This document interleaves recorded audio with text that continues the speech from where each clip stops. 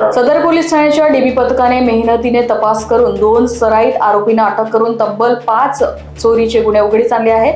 तर PSI निकेतन किल्लेदार यांच्या नेतृत्वाखाली पथकाने घरफोडीच्या गुन्ह्यांचा तपास करत आरोपींच्या इतर गुन्ह्याचीही माहिती मिळवली आहे. यात अंबाझरी परिसरातील मंदिर चोरी आणि 3 दुचाकी चोरीचे गुन्हे उघडीस आले आहेत. तर आरोपीकडून एकूण 1,28,300 रुपयांचा मुद्देमाल हस्तगत करण्यात आला आहे. इरफान शेख याच्यावर 16 तर सोहेल शेख याच्यावर 6 गुन्हे असल्याची माहिती पोलिसांनी दिली.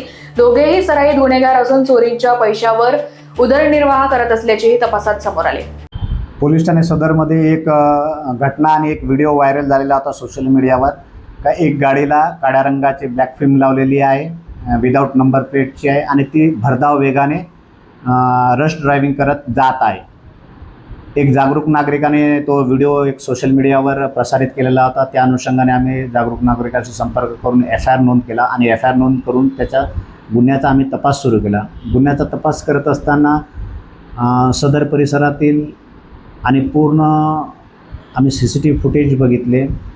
गाडी येण्याचा मार्ग, जाण्याचा मार्ग तो फाइंड आउट केला आणि आमचे गोपनीय बातमीदार या आधारावर आमचे DB पथकाचे PSI किल्लेदार अमित चेके आणि निलेश लोंढे यांनी अतिशय उत्कृष्ट कामगिरी करत एक मध्य नागपूरमधून आम्ही ती गाडी 2 दिवसाच्या आतमध्ये फाइंड आउट केली. ती गाडी पकडली आम्ही आणि त्या गाडीमधील जे चालवणारे होते, रश ड्रायव्हिंग करणारे, हे 2 कॉलेज स्टुडंट होते.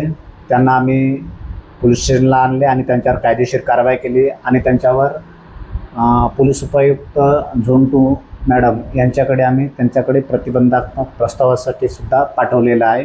आणि एक प्रकारे जे सजग नागरिकांनी हा व्हिडिओ व्हायरल केला होता आणि त्याची दखल सदर पोलिसांनी घेऊन तात्काळ त्या जे रश ड्रायव्हिंग करणारे होते कॉलेज स्टुडंट त्यांना आम्ही ताब्यात घेतलं आणि त्यांच्या नातेवाईकांना सुद्धा बोलावून त्यांना आम्ही एक चांगला धडा दिलेला आहे. त्यांना योग्य मार्गदर्शन केलं, त्यांची काउन्सिलिंग केली.